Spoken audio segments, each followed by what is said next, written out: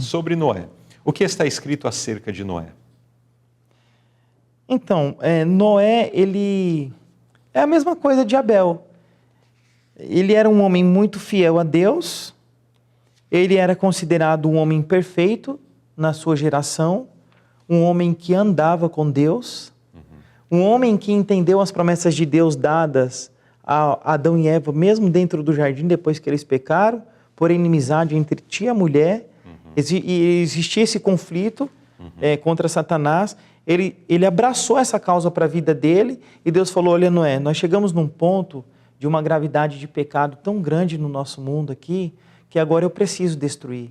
Eu preciso zerar isso aqui e começar tudo de novo. Constrói uma arca. Constrói. Daqui 120 anos eu vou cumprir isso. Eu vou cumprir isso. E ele falou: vou abraçar. Nunca choveu na terra, irmão. Não, entendeu? A chuva não era algo natural. Não era algo natural. Era só o orvalho da noite que caía. Nunca choveu. E Noé lá no seco, construindo uma arca. Ele teve fé. Com pessoas zombando. Pessoas confrontando ele. Não está chovendo, gente. Ô, Luzilei, não chovia, irmão. Não tinha alagamentos. Entendeu? Como tem no centro de São Paulo bastante, em outras regiões do nosso país não tinha. Mas mesmo no contexto nosso de chuva e tudo mais, imagine, nós estamos aqui numa região da Zona Leste de São Paulo, onde, pelo menos aqui onde estou sentado nesse exato momento, aqui à minha esquerda tem uma parte mais elevada. Se eu coloco um navio lá em cima, todos vão me chamar de louco. Aqui no alto da Vila Matilde. Não inunda, né? Se eu colocasse aqui na parte mais baixa, onde com muitos temporais às vezes acontece de ter alagamento, as pessoas vão pensar: não, ali de fato quando chove bastante, a água chega. Mas se eu faço lá em cima do morro, lá na parte mais alta, não é necessariamente um morro, mas uma parte mais alta do bairro, as pessoas vão me chamar de louco. Mas isso porque chove. Voltamos a 3.000 e tantos anos atrás, 3.500 anos atrás aproximadamente, para um mundo onde não chovia, construindo uma embarcação num lugar de terra seca, num mundo que não existia problemas com inundações. Quanto mais louco não foi chamado Noé, né? Agora, uma coisa interessante que nós devemos atentar aqui é o seguinte, Luzilei. Ele construiu essa arca porque ele andava com Deus. Ele conhecia quem era Deus. E quando Deus falou: constrói a arca aí, Noé, porque eu vou destruir. Não foi do nada, assim, uma pessoa que apareceu do nada falando uma coisa para ele. Porque se aparece uma pessoa do nada para mim, eu não dou bola, não. Eu posso até pensar. Veja aí a questão de conhecer aquele que promete. Né? Exatamente. Ele não fez do nada, assim.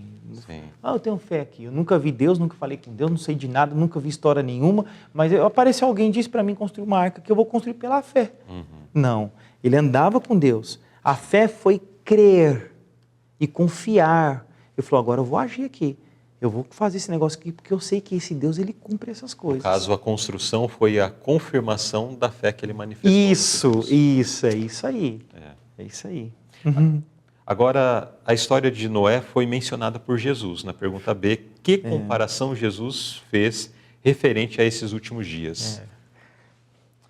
É justamente a mesma coisa. Ele diz assim: olha, como foi nos dias que antecediam ao dilúvio, na época de Noé, as mesmas coisas vão acontecer nos últimos dias. Então, as pessoas hoje, elas estão muito preocupadas com aquilo que é material, com aquilo que as pessoas vão me aplaudir. Então, a busca do bem material faz com que corramos atrás de muitas coisas sem pensar nas coisas de Deus. Porque nós deveríamos fazer assim, olha, vejam os lírios do campo. Quem está vestindo os lírios do campo? É Deus. Veja os pássaros. Eles estão preocupados? Eles estão comprando alguma geladeira nas Casas Bahia, né? Na loja 100, para poder estocar o alpiste? Né? Eles não estão fazendo isso. Eles estão comendo hoje, mas não sabem que vão comer amanhã. Não é Deus quem sustenta?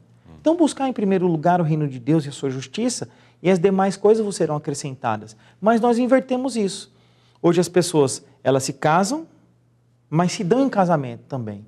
Não deu certo, eu largo. Vira um contrato, se não deu certo eu largo, caso com a outra, eu vou correr atrás da minha vida mesmo. Filho, vou começar a abordar temas aqui polêmicos, né?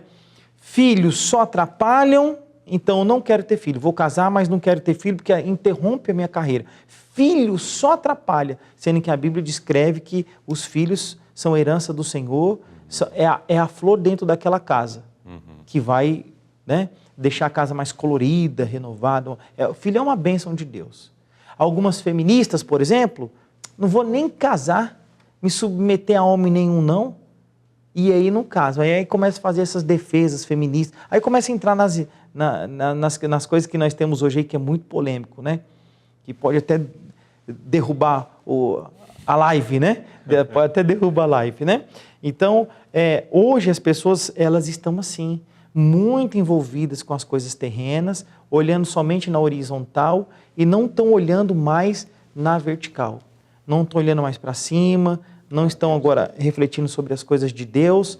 E na época dos antediluvianos, aconteciam as mesmas coisas.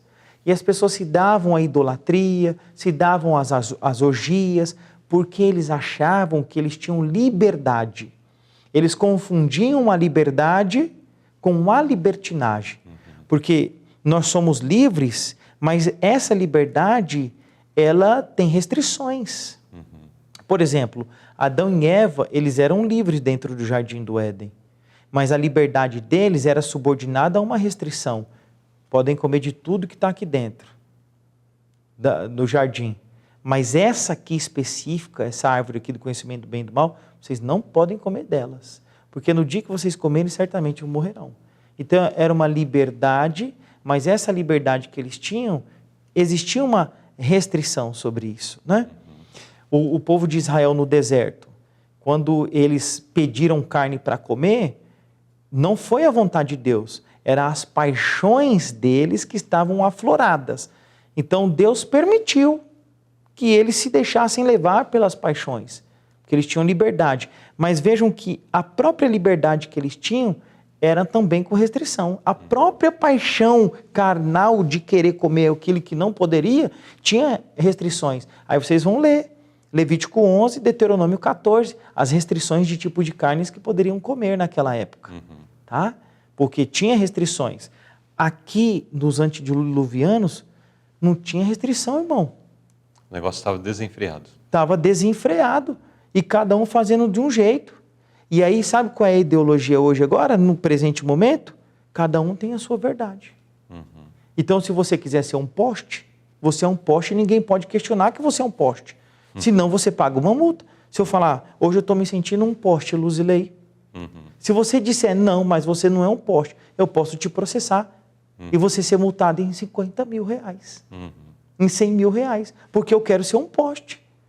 Então, essa liberdade com restrição acabou, as pessoas não querem mais isso. E isso é muito perigoso. Então, Deus fez essa mesma comparação. Essa era a condição dos antediluvianos, é a condição que o nosso mundo agora, nos tempos atuais, entraram. Ou seja, abusaram da liberdade que Deus lhes concedeu e daquilo que era bom que Deus havia concedido. Também a nota daí faz menção de que não faziam uso disso com gratidão ao seu doador, né? Pelo contrário, se degradaram pelo apetite, pelas orgias já mencionadas, pelas bebedeiras, transformando aquela bênção de Deus numa grande maldição. Porque aí automaticamente a mente embotada, entregues às paixões, e Satanás fazendo uso disso, daí é mencionado, né, crimes de toda sorte acontecendo, das pessoas então por terem, né, se entregado aí às suas paixões desenfreadas. Carnais, né? As concupiscências da carne. Inspiradas pelo inimigo. Pelo inimigo.